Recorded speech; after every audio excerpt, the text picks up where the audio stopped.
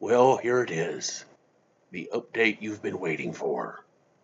A letter from my attorney today, after keeping me waiting months and months and months. She says, I received a phone call yesterday from counsel for the defense that has somewhat changed things in this matter. He informed me that your father's second cousin has cancer and is very ill. My young lady attorney has had this case for a year and 4 months. The depositions of my father's second cousins were the end of July 2017. It is now almost the beginning of July 2018.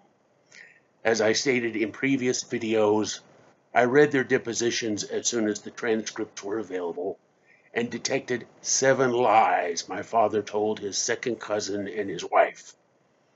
I quickly wrote up and have had ready for half a year rational, factual arguments to prove that these were lies by my father, showing how these delusions of my father's were misleading and wrong.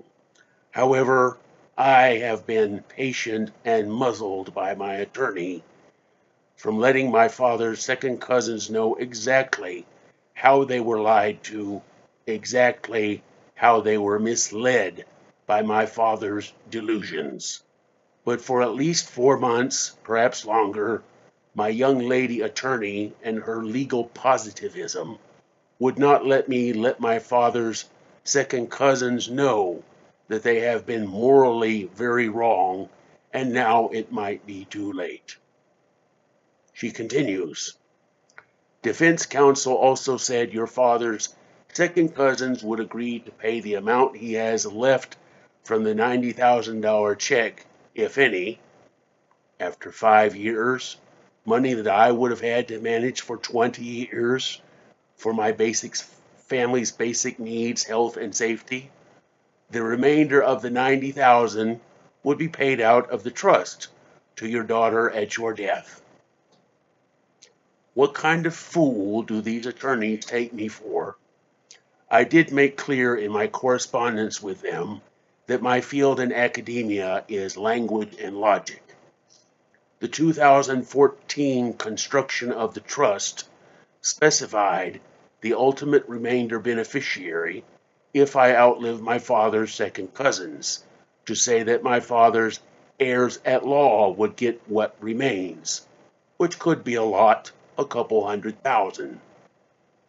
The solution settlement being proposed this way, giving my daughter money which she would get anyway under another clause in the trust, is like the Singapore Summit Agreement and the executive order signed earlier this week to stop family separations at the border. It does nothing. It's a shell game, a card trick with sleight of hand, a lot of smoke and mirrors, pure bullshit. She continues.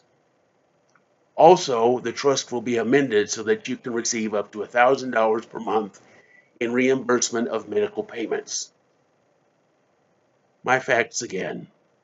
Because of my financially very unrewarding career and because of my having had to pay for uninsured asthma medications, trips to the doctor, and stays in the hospital, I have never been able to build and keep any savings in the last 30 years I worked in academia and the same amount of time since I developed asthma.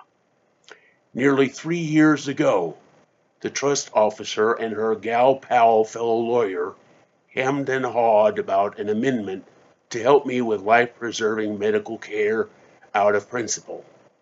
Then, after several months of this back and forth, these two, I call them the Tweedle twins, Tweedledum and her clone Tweedledum, decided we could ask the trust advisors, aka my father's second cousins, who stand to get the remainder of the money, the big principal, if I die before both of them do.